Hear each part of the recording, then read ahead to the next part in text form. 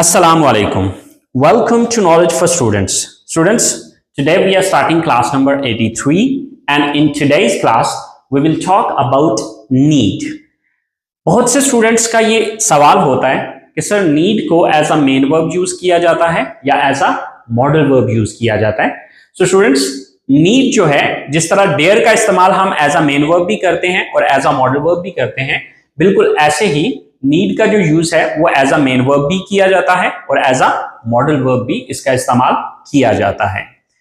Need के जो लफ्जी मानी हैं वो है जरूरत होना, दरकार होना या फिर चाहिए. इस तरह का सेंस ये यहां पर देता है.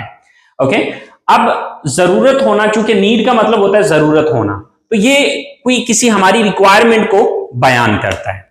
अगला सवाल ये है कि सर इसको हम मुख्तलिफ टेंसेस में इस्तेमाल कर सकते हैं.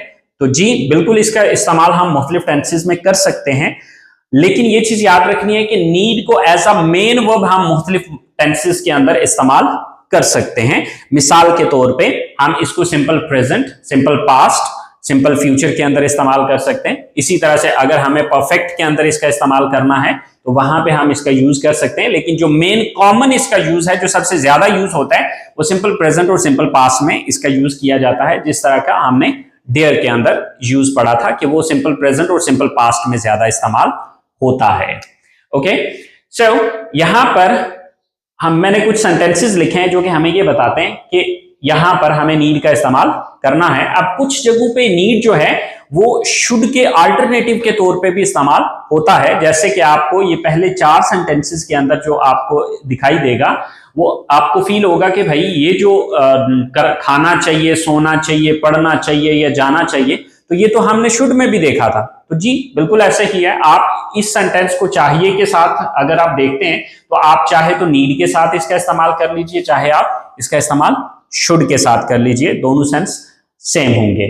अब मुझे खाना खाने की जरूरत है, तो ये हमारी एक रिक्वायरमेंट बता रहा है या हमारी एक जरूरत को बयान कर रहा है. इसी तरह उससे सोने की जरूरत है तो ये हमारी जरूरत को बयान कर रहा है. आपको पढ़ने की जरूरत है या आपको पढ़ना चाहिए तो ये जरूरत को बयान कर रहा है.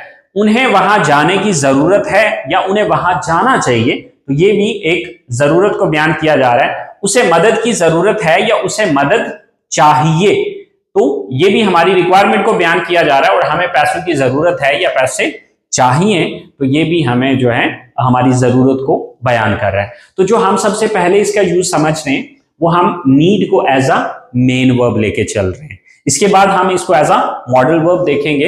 लेकिन ये चीज याद रखनी है कि इसका मुख्तलिफ टेंसेस के अंदर इस्तेमाल तो होता है, लेकिन ये कंटिन्यूस टेंस के अंदर इस्तेमाल नहीं किया जाता. ओके, चलो यहां पर जो मेरे पास स्ट्रक्चर्स लिखी हैं वो 2 स्ट्रक्चर्स लिखी हैं. First of all subject plus need और नीड्स, इन दोनों में से कोई एक यूज करना है. अब नीड यूज करूं या नीड्स का इस्तेमाल करूं, ये डिपेंड करता है हमारे सब्जेक्ट के ऊपर. ये हम पिछली क्लास के अंदर भी ये चीज देख चुके हैं कि अगर हमारा सब्जेक्ट जो है वो I, we, you, they and plural noun हो, यानी कि 2 या 2 से ज्यादा नाम हो, तो ऐसी सिचुएशन में हम नीड का इस्तेमाल करेंगे. Okay, but if we have the subject he, she, it or singular noun, so in that situation अब हमें यूज करना पड़ेगा needs. और ये need और needs का क्या चक्कर है, अगर आप सिंपल प्रेजेंट की क्लासेस अटेंड कर चुके हैं या आपको सिंपल प्रेजेंट की डिटेल पता है, तो आप इजीली समझ जाएंगे कि भाई यहां पर need और needs की क्या कहानी है.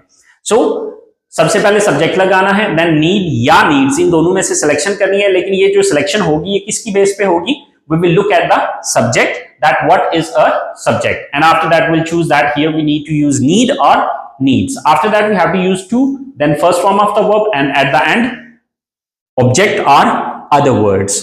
अब दूसरी जो स्ट्रक्चर मैंने लिखी है वो भी प्रेजेंट की ही स्ट्रक्चर है, सब्जेक्ट प्लस नीड और नीड्स प्लस नाउन. अब यहां पर ये चीज याद रखनी है कि समटाइम्स नीड या नीड्स के बाद जो है वो वर्ब आ रहा होता है. अगर वर्ब आएगा तो बीच में टू लगेगा, और अगर वर्ब नहीं आएगा यानी कि डायरेक्टली नाउन आएगा तो फिर यहां पर हम जो है वो टू का यूज नहीं करेंगे, बल्कि नीड या नीड्स के फौरन बाद हम नाउन का यूज करेंगे।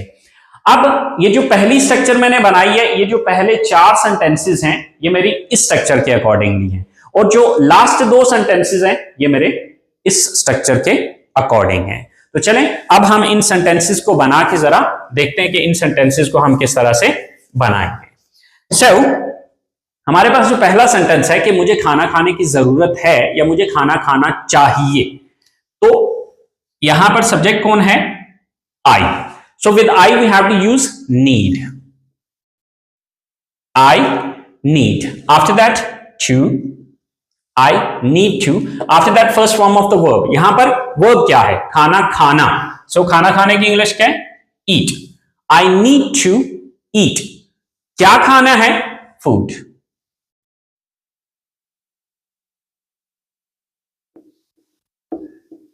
I need to eat the food. मुझे खाना खाने की जरूरत है या मुझे खाना खाना चाहिए। अच्छा, अगर मैं यहां पर need to को हटा के यहां पर should लगा दूं तो तब भी ये सेंस यही देगा। ओके, सो नेक्स्ट, उसे सोने की जरूरत है या उसे सोना चाहिए? he या she। अब क्योंकि इस सेंटेंस से ये कंफर्म नहीं हो रहा कि ये लड़के की बात हो रही है या लड़की की बात हो रही है, तो मैंने दोनों लिख दिए, ही भी आ सकता है और she भी आ सकता है। After that definitely with he she we use needs. Then to, he needs to or she needs to। अब क्या करने की उसको जरूरत है? काम क्या है? वर्ब क्या है? sleep। he needs to sleep और she needs to sleep, और यहां पर should भी लगाऊं तो ठीक है, वो भी सेंस यही देगा। नेक्स्ट हमारे पास अगला सेंटेंस है, आपको पढ़ने की जरूरत है या आपको पढ़ना चाहिए? सब्जेक्ट कौन है? यू। आफ्टर दैट नीड और नीड्स, तो यहां पर यू है तो इसके साथ need.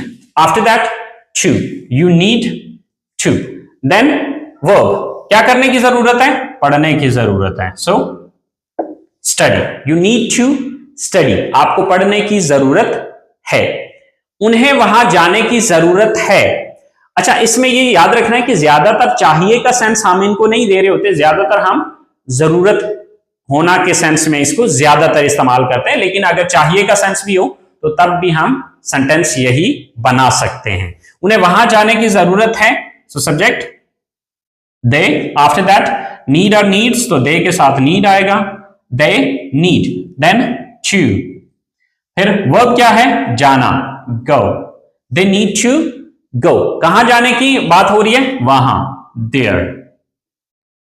They need to go there. उन्हें वहां जाने की जरूरत है या उन्हें वहां जाना चाहिए। नेक्स्ट सेंटेंस जो है, ये जो सेंटेंस है ये हमारा इस स्ट्रक्चर के अकॉर्डिंगली बनेगा। सब्जेक्ट लगाना है द नीड या needs and plus noun. Noun किसी चीज का नाम, जैसे कि उसे मदद की जरूरत है, तो जरूरत किस चीज की है? मदद की है। तो यहां पर नीड या नीड्स के बाद वर्ब नहीं है, बल्कि हेल्प जो है वो एज अ नाउन आएगा यहां पर। सो उसे, ही और शी, क्योंकि किसको जरूरत है? वो लड़का भी हो सकता है, लड़की भी हो सकती है, इस चीज का यहां पर कंफर्म नहीं है, इसलिए मैंने दोनों लिख दिए, ही या शी। ही और she. After that needs, because he she it के साथ हम नीड्स का लफ्ज इस्तेमाल करते हैं। ही और शी नीड्स, किस चीज की जरूरत है? हेल्प। शी नीड्स हेल्प और ही नीड्स हेल्प। उसे मदद की जरूरत है या उसे मदद चाहिए। जो लास्ट सेंटेंस है मेरे पास, हमें पैसों की जरूरत है या हमें पैसे चाहिए? So with we have to use need. We need. क्या चीज चाहिए? किस चीज की जरूरत है? मनी। We need money. हमें पैसों की जरूरत है। अच्छा, अब अगर हमें ये जो सेंटेंसेस हैं ये पास्ट में लेके जाने हो, सिंपल पास्ट में, चूंकि ये जो अभी हमने सेंटेंसेस बनाए ये सारे सिंपल प्रेजेंट के हैं, अगर हमें ये सारे सेंटेंसेस एज अ पास्ट लेने हो, जैसे कि मुझे खाना खाने की जरूरत थी, उसे सोने की जरूरत थी, आपको पढ़ने की जरूरत थी, उन्हें वहां जाने की जरूरत थी, उसे मदद की जरूरत थी या हमें पैसों की जरूरत थी, तो ऐसी सिचुएशन में हमने करना क्या है? सिंपली एक काम करना है, और वो एक काम क्या है कि हम ये जो नीड है या नीड्स है इनको हटा के यहां पर नीडेड लगा देंगे, और हमने इसके अलावा यहां पर कोई रद्दोबदल नहीं करना है। ठीक है, तो ये आप खुद ही चेंज कर लीजिएगा, जैसे कि I needed to eat the food, मुझे खाना खाने की जरूरत थी। शी नीडेड टू स्लीप, उसको सोने की जरूरत थी।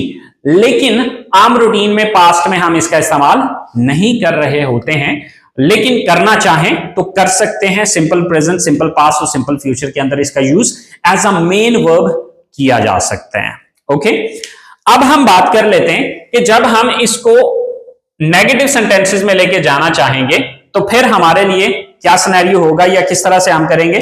तो बिल्कुल वैसे ही जिस तरह से हमने पिछली क्लास के अंदर, डेयर की क्लास के अंदर सीखा था कि हमने डू नॉट या डज नॉट यहां पर यूज करना है। तो हम क्या करेंगे, सब्जेक्ट के बाद जो है वो डू नॉट या डज नॉट, इन दोनों में से कोई एक यूज करेंगे। लेकिन जब हम इन दोनों में से कोई एक यूज करेंगे तो यहां से फिर ये नीड्स वाला चक्कर खत्म हो जाएगा। ठीक है, सेम यहां पर भी वही चक्कर होगा कि यहां पर डू नॉट या डज नॉट, और जब डू नॉट या डज नॉट लगेगा तो फिर नीड्स वाला चक्कर यहां से खत्म हो जाएगा। मिसाल के तौर पे मुझे खाना खाने की जरूरत नहीं है, तो अब ये नेगेटिव हो गया, तो हम यहां पर क्या कहेंगे, I do not need to eat the food, I do not need to eat the food. He और शी है तो यहां पर डज नॉट लगेगा। अब ये डज नॉट किस वजह से बना, ये इसी एस या यस के चक्कर में बना। ये जो नीड के साथ एस लगा था, जब ये डू के साथ ऑलरेडी लगा के डज बना दिया तो फिर यहां पर लगाने की जरूरत नहीं है। She does not need to sleep, उसे सोने की जरूरत नहीं है या उसे नहीं सोना चाहिए। Then you need to study, you do not need to study, आपको पढ़ने की जरूरत नहीं है या आपको नहीं पढ़ना चाहिए। फिर उन्हें वहां जाने की जरूरत नहीं है या उन्हें वहां नहीं जाना चाहिए, they do not need to go there. Then second last है ही और शी, तो यहां पर डज नॉट आ जाएगा और यहां से ये एस खत्म हो जाएगा। She does not need help या she doesn't need help, we do not need money. Okay, तो students very simple and very easy, जिस तरह से हमने ऑलरेडी पिछली क्लास में देखा था, एग्जैक्टली वही चीजें हम यहां पर भी कर रहे हैं। फर्क सिर्फ इतना आ रहा है कि वहां पे हम डेयर का यूज कर रहे थे, यहां पर हम नीड का इस्तेमाल कर रहे हैं। और जब इन्हीं सेंटेंसेस को आपने इंटरोगेटिव में कन्वर्ट करना हो या सवालिया जुमलों में लेके जाना हो, तो हम क्या करते हैं कि वो तो रूल ऑलरेडी आप लोगों को पता है कि जब हमने नेगेटिव बनाया होता है तो जिस लफ्ज के बाद हमने नॉट लगाया होता है उसी लफ्ज को उठा के अगर हम सब्जेक्ट से पहले लगा दें तो वो हमारा इंटरोगेटिव बन जाएगा। तो जैसे कि यहां पर हमने नॉट किसके बाद लगाया था, डू के बाद, तो इस डू को उठा के यहां पर सब्जेक्ट से पहले ले आऊं और ये नॉट खत्म कर दूं तो ये मेरा इंटरोगेटिव बन जाएगा। Do I need to eat the food, क्या मुझे खाना खाने की जरूरत है या क्या मुझे खाना खाना चाहिए। यहां पर डज को उठा के यहां पे ले आऊंगा और नॉट को खत्म कर दूंगा and at the end there would be a question mark. So does he need to sleep, क्या उसे सोना चाहिए या क्या उसे सोने की जरूरत है। Same like that here, do you need to study, क्या आपको पढ़ना चाहिए या क्या आपको पढ़ने की जरूरत है। So at the end there would be a question mark. Here they do not need to go there, कि वहां उन्हें जाने की जरूरत नहीं है। तो जब इसका इंटरोगेटिव बनाना हो तो यहां पे डू यहां पे आ जाएगा and at the and question mark और नॉट को फिनिश अप कर दिया जाएगा। यहां पर डज शुरू में आ जाएगा और नॉट खत्म हो जाएगा। डज ही नीड हेल्प, सो यहां पर डू शुरू में आएगा।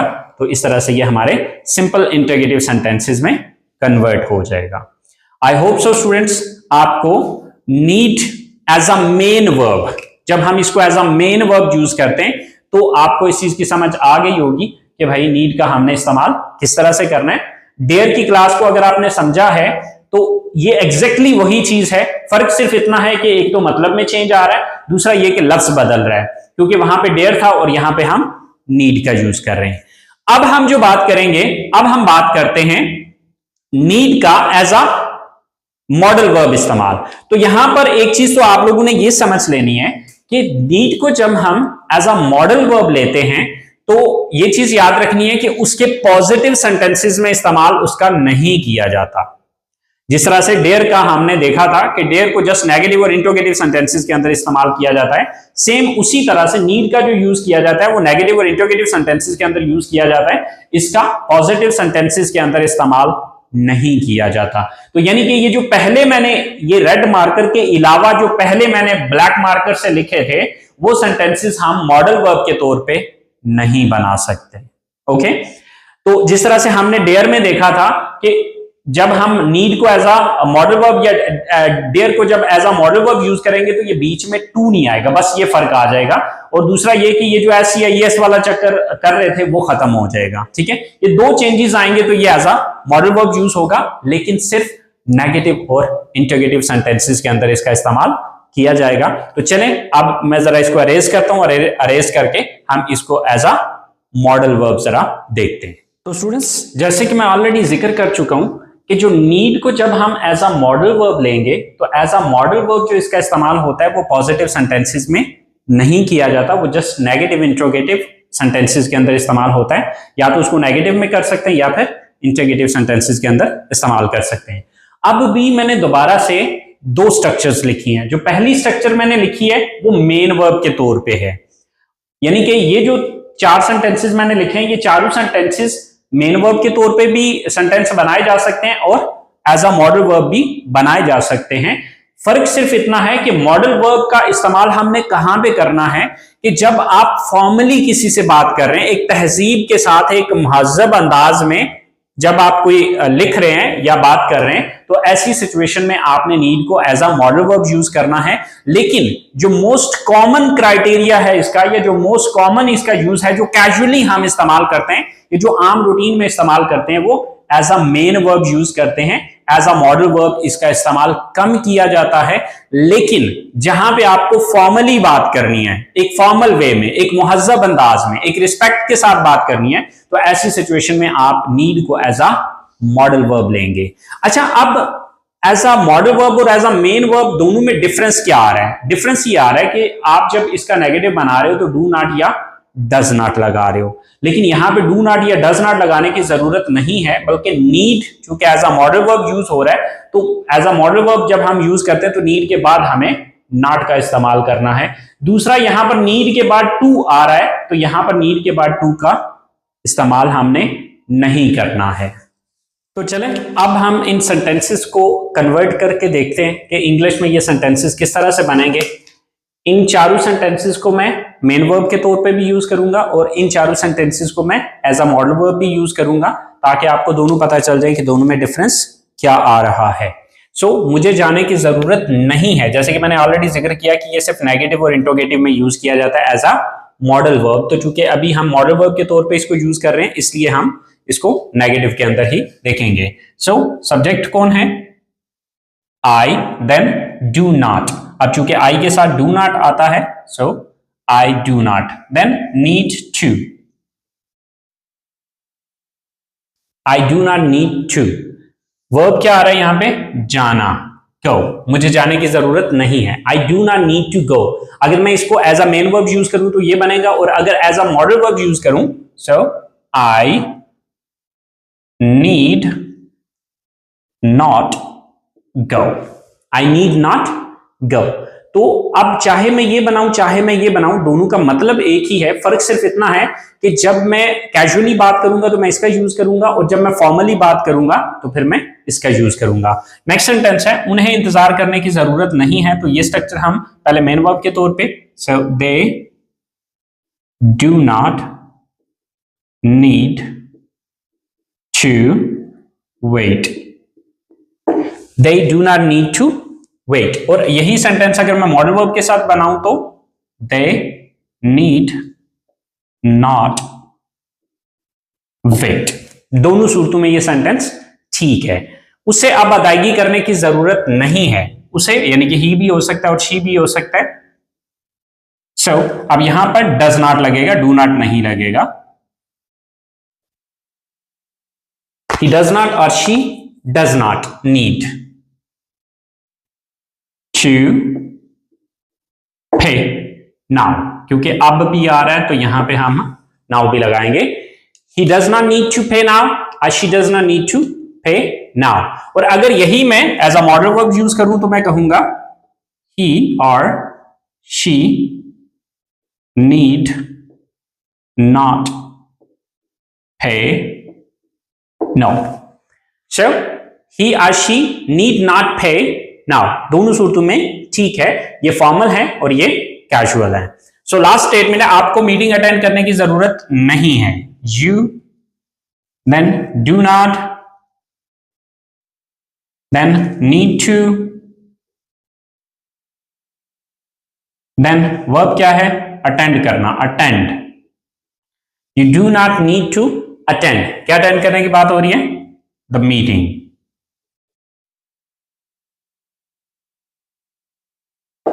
You do not need to attend the meeting, आपको मीटिंग अटेंड करने की जरूरत नहीं है। और यही अगर मैं मॉडल वर्ब के साथ बनाऊं, you need not attend the meeting। So, दोनों सूरतों में ये सेंटेंसेस ठीक हैं। जो पहला सेंटेंस मैंने बनाया वो एज अ मेन वर्ब बनाया और सेकंड जो मैंने बनाया वो एज अ मॉडल वर्ब बनाया। तो दोनों में से आप जो यूज करना चाहें जरूरत के मुताबिक उसका इस्तेमाल करना है। कैजुअली बात कर रहे हैं तो मेन वर्ब के तौर पे यूज करिए, फॉर्मली बात कर रहे हैं तो फिर आप as a modal verb use करिए। अब जब हमें इनको इंटरोगेटिव सेंटेंसेस में कन्वर्ट करना है तो वही फार्मूला कि भाई जिस लफ्ज के बाद नेगेटिव में नॉट लगा था उसी लफ्ज को उठा के सब्जेक्ट से पहले लगाएंगे तो हमारा इंटरोगेटिव बन जाएगा। क्या मुझे जाने की जरूरत है? अगर मुझे सेंटेंस ये बनाना है तो अब यहां पर मैं डू के बाद नॉट लगा रहा हूं तो डू को उठा के यहां पे ले आऊंगा और नॉट को खत्म कर दूंगा तो ये मेरा इंटरोगेटिव सेंटेंस बन जाएगा कि do I need to go, क्या मुझे जाने की जरूरत है। और यहां पर चूंकि नॉट नीड के बाद आया तो यहां पर नीड शुरू में आएगा, नीड आई गो, तो यहां पे क्या मुझे जाने की जरूरत है और नॉट को खत्म कर देंगे। यहां पे डू शुरू में, यहां पर नीड शुरू में, यहां पर डज शुरू में और यहां पर नीड शुरू में, यहां पर डू शुरू में और यहां पर नीड शुरू में। सो सिंपल, चूंकि नेगेटिव का और इंटरोगेटिव का जो बंदा नेगेटिव बना सकता है उसके इंटरोगेटिव प्रॉब्लम नहीं है, क्योंकि सिंपल सा रूल है कि ये देखें कि जब नेगेटिव बनाया था तो किस लफ्ज के बाद हमने नॉट लगाया था। जिस लफ्ज के बाद नॉट लगाया था उसी लफ्ज को उठा के सब्जेक्ट से पहले लगा दीजिए, वो आपका सवाल बन जाएगा या सिंपल इंटरोगेटिव में कन्वर्ट हो जाएगा। सो आई होप सो स्टूडेंट्स आपको नीड के यूज की समझ आ गई होगी कि इसको हम एज अ मॉडल वर्ब और एज अ मेन वर्ब किस तरह से यूज कर सकते हैं। एक पॉइंट के नीड को एज अ मेन वर्ब हम मुख्तलिफ टेंसेस के अंदर यूज कर सकते हैं, लेकिन इसको कंटिन्यूस टेंस के अंदर इस्तेमाल नहीं किया जा सकता। एज अ मेन वर्ब हम इसको टू के साथ इस्तेमाल करते हैं और एस का चक्कर भी साथ करना होता है सिंपल प्रेजेंट के अंदर। जबकि जब हम इसको as a modal verb use करेंगे तो इसके पॉजिटिव सेंटेंस नहीं बनेंगे, ये हमेशा नेगेटिव और इंटरोगेटिव सेंटेंसेस ही बनेंगे और इसका इस्तेमाल जो है फॉर्मली किया जाएगा। इसमें एस का चक्कर नहीं करेंगे, प्लस नीड के बाद टू लगाने वाला चक्कर हम यहाँ पर नहीं करेंगे। आई होप सो स्टूडेंट्स आपने क्लास को एंजॉय किया होगा और आपको सीखने को कुछ मिला होगा। तो नेक्स्ट क्लास तक के लिए इजाजत दीजिए, दुआ में याद रखिएगा। अल्लाह हाफिज।